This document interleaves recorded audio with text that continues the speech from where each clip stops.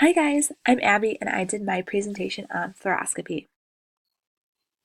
So what exactly is fluoroscopy? It's a type of medical imaging that shows a continuous X-ray image on a monitor, much like an X-ray movie. This evaluation of dynamic organs in real time allows an understanding of both anatomy and function that may not otherwise be captured on still images. And I chose fluoroscopy because I am interested in working in surgery with a C-arm. So what's important to know? Fluoroscopy is a modality of radiology. Although it is similar to general X-ray, they are both very different. Um, a way that they are similar is that a number of controls and settings are both on the control counter and tower that allow adjustment of the radiation output and image quality. To begin consideration for selecting KVP is the same for general radiography. And a way that they are different is that fluoroscopy uses a lot more radiation than general radiology. There are different types and settings that fluoroscopy can be used in. Some of the procedures that take place are upper GI, small bowel series, colon and large intestine studies, which is basically just an enema, lumbar punctures, and a lot of other stuff.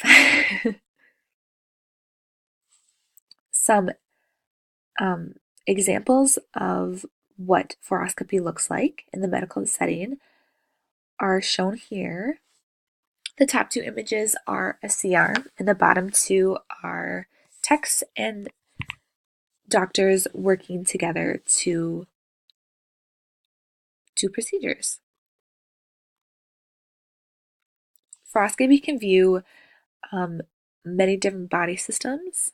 Some examples are the skeletal, digestive, urinary, cardiovascular, respiratory, and reproductive. I found this information from the University of Rochester Medical Center. So the case study that I chose compared CT versus fluoroscopy. And I chose this because I was interested in knowing if there was a significant difference in comparing the two. I thought it was important also because as techs, we are always aware of how much radiation we are giving our patients. We never want to overexpose or underexpose them, and always follow Alara. So here is the study. It was for posterior spinal fusions for scoliosis.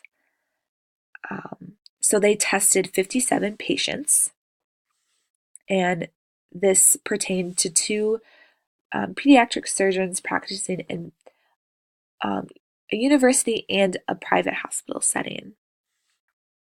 Here are some pictures.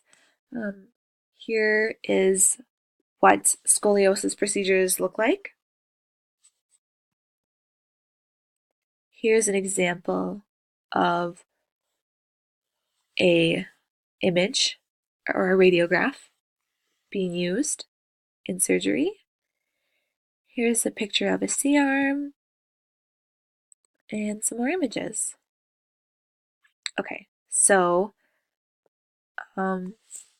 they concluded that regardless of the methods, there is still a significant of of radiation dose being used on the patient, no matter if it's live or a bunch of X-rays back to back, which is basically what a CT is. Safely managing radiation exposure for pediatric patients is of the utmost priority. Healthcare professionals, however, face repeat exposures to radiation over the course of a long career. So I thought that article was pretty interesting.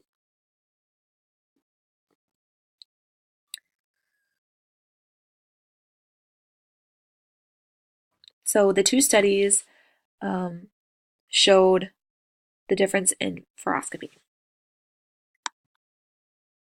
And here are my references.